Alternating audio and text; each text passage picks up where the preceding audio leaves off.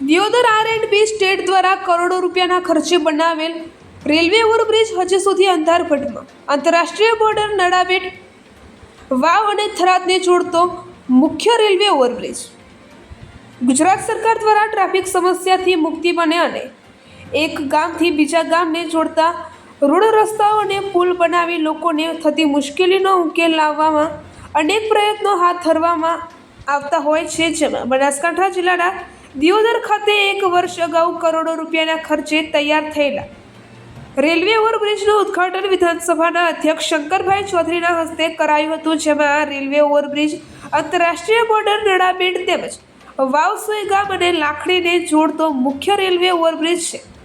PWD વિભાગ દ્વારા tender બહાર પાડી કરોડો રૂપિયાના ખર્ચે રેલવે ઓવરબ્રિજ બનાવવામાં આવ્યો છે. જેમાં આ રેલવે ઓવરબ્રિજ પરથી રાત્રિ દરમિયાન હજારોની સંખ્યામાં વાહનો પસાર થતા હોય છે, પરંતુ રેલવે ઓવરબ્રિજ પર સ્ટ્રીટ લાઇટની સુવિધા ન હોવાથી અનેક અકસ્માતો સર્જાતા હોય છે, જેથી આ રેલવે ઓવરબ્રિજ અંધારિયા પુલ તરીકે પણ ઓળખાય છે. આ રેલવે ઓવરબ્રિજ પર રાત્રિ દરમિયાન સ્ટ્રીટ લાઇટના અભાવે વાહન ચાલકોની ચાલવું ભારે મુશ્કેલ પડતું હોય છે અને અકસ્માતોનો ભય રહેતો હોય છે.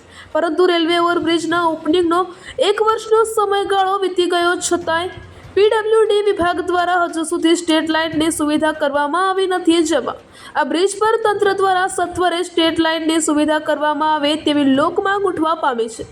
હવે જોવાનું રહ્યું કે તંત્ર દ્વારા અંધારિયા પુલને સ્ટ્રીટ લાઇટની સુવિધા મળશે કે પછી હોતી હે ચલતી હે નીતિ અપનાવશે, એ તો હવે આવનારો સમય જ બતાવશે. પીડબ્લ્યુડી વિભાગે એનઓસી આપતા પહેલા સ્ટ્રીટ લાઇટ નાખી હોય તો પંચાયત નિભાવ અને તેની જાળવણી કરો તો રાજવી ગિરિરાજસિંહ વાઘેલા.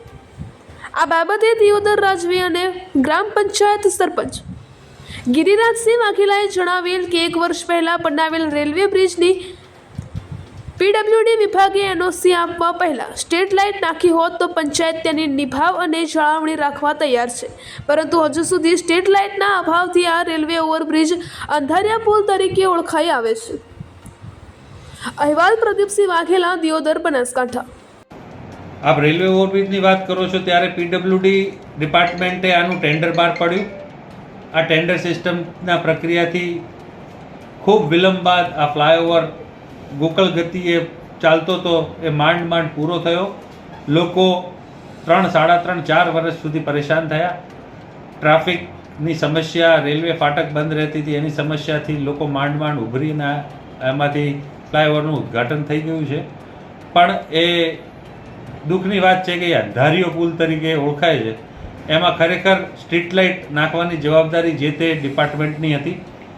ફ્લાયઓવરને એનઓસી આપવા પહેલાં પીડબ્લ્યુડી સ્ટેટે એની લાઇટો નાખીને અમને પંચાયતને અગર એવું કીધું હોત કે એની જાળવણી ગ્રામ પંચાયત કરે તો અમે જાળવણી કરવા બી એમ તૈયાર હતા, એને મેન્ટેન બી અમે કરત. પણ એની ઇલેક્ટ્રિસિટી લાઇન ના નખાઈ, એમાં સ્ટ્રીટ લાઇટ ના નખાઈ, એનું દુઃખ છે, અભાવ છે. હું તો વિનંતી કરીશ ડિપાર્ટમેન્ટ જે તે લાગતા વળગતાને કે એ ફ્લાયઓવર ઉપર ઇલેક્ટ્રિસિટી જીબી તાબડતોબ એમાં લાઇન નાખી અને ઇલેક્ટ્રિસિટીના થાંભલા ત્યાં એ ફ્લાય ઉપર લાગે તો એનાથી અકસ્માતમાં કંટ્રોલ આવે, અકસ્માત ના બને અને ગામ લોકોની સુખાકારીમાં બી વધારો થાય. અને આ સ્ટેટ હાઈવે છે, લોકો ઠેઠ પાલનપુરથી સોયગામ સુધી જવું હોય તો આ ફ્લાયઓવર ક્રોસ કરીને જવાનું છે, ત્યારે આ ફ્લાયઓવર ઉપર લાઇટો હોવી એ જવાબદારીનો વિષય છે.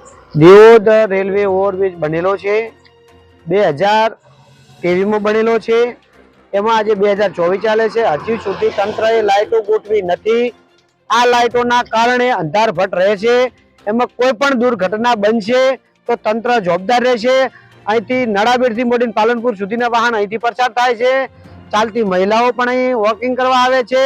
અંધારભટ છે, આના માટે તંત્ર જાગે અને રેલવે ઉપર તાત્કાલિક લાઇટો ગોઠવાય, નહીતર કોઈ પણ આગામી સમયમાં દુર્ઘટના બનશે તો તંત્ર જવાબદાર રહેશે. બરોબર, આ ખાતરી લઈ અને તંત્ર તાત્કાલિક પગલાં લે અને લાઇટોની વ્યવસ્થા કરે.